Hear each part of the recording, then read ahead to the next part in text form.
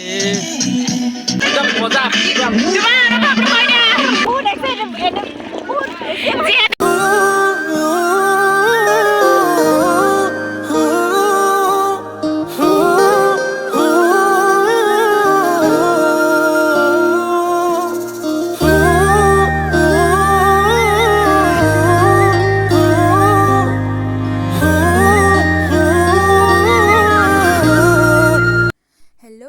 মই আপোনালোকক সকলোকে মোৰ অন্যটি ভিডিঅ'লৈ পুনৰবাৰ স্বাগতম জনালোঁ।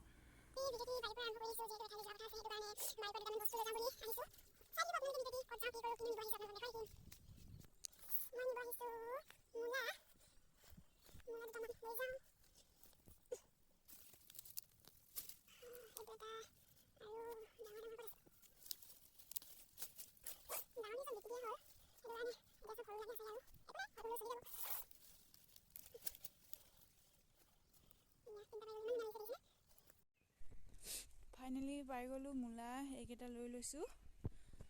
আজি বতৰটো একদম পূৰা ডাৱৰীয়া কৰিছে, বৰষুণেই দিছে আৰু এটুপ এটুপকৈ।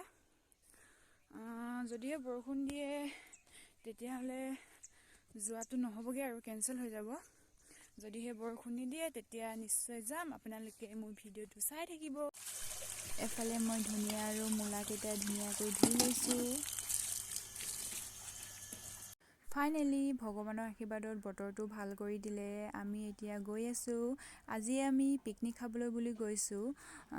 বহু দিনৰ মূৰত লগৰবোৰৰ লগত পিকনিক খাবলৈ বুলি ওলাই আহিলোঁ। খুব বেছি ভাল লাগিছে। সাধাৰণতে ডিচেম্বৰ আৰু জানুৱাৰী মাহ অহাৰ লগে লগে আমাৰ পিকনিকলৈ মনত পৰে, নহয়নে বাৰু? সেইবাবে আজি আমি আহিলোঁ দিবাং ঘাটত এটি সৰু সুৰা পিকনিক খাবলৈ। খুব ধুনীয়া এটা পৰিৱেশ, চাৰিওফালে ইমান ঠাণ্ডা পৰিৱেশ, খুব বেছি ভাল লাগিলে। আহকচোন মোৰ লগতে আপোনালোকে উপভোগ কৰক আমাৰ পিকনিকৰ কিছু দৃশ্য আৰু দিবাং ঘাটৰ সেই ধুনীয়া পৰিৱেশ। প্ৰায় 5 বছৰমানৰ পাছত আজি আকৌ এটা ধুনীয়া দৃশ্য দেখা পালোঁ। সেই নাওখন যে দেখিছে, তাত মানুহবোৰে এইটো পাৰৰ পৰা সিটো পাৰলৈ বুলি যাবলৈ উঠি আছে। যিহেতু সিটো পাৰে এখন মিচিং গাঁও আছে, গাঁওখন হৈছে অমৰপুৰ। 5 বছৰমানৰ আগতে এই দৃশ্যটো মই সেই ঢলা শদিয়া ব্ৰিজ যেতিয়া নাছিলে তেতিয়া সেই ঘাটটোত এই পৰিৱেশ দেখিছিলোঁ। বহুদিনৰ মূৰত আজি আকৌ উপভোগ কৰিলোঁ সেই ধুনীয়া পৰিৱেশ।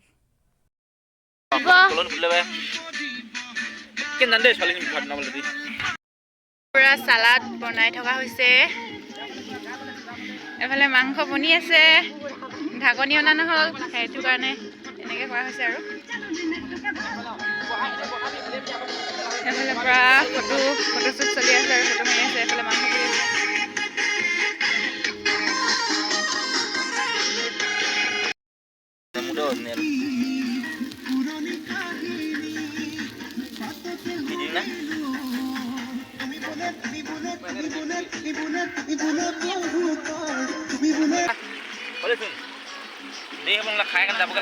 এফালে ৰান্ধনি পুৰা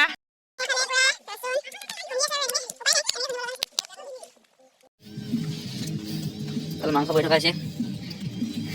ডিম পেলাই গৰুটো গৰুটো গৰুটো বোলে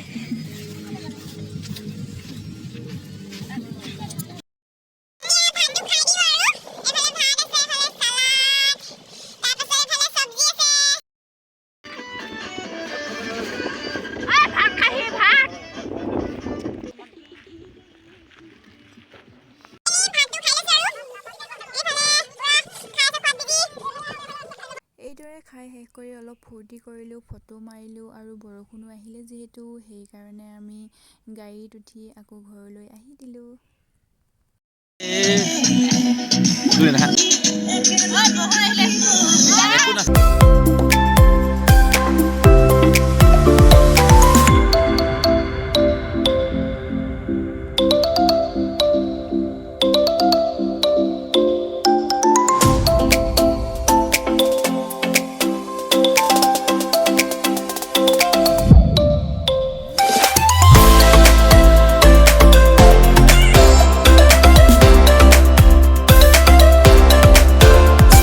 আজিৰ ভিডিঅ'টি ইমানেই আছিল। পুনৰ অন্য এটি ভিডিঅ'ত লগ পোৱাৰ প্ৰতিশ্ৰুতিৰে আজিলৈ বাই বাই।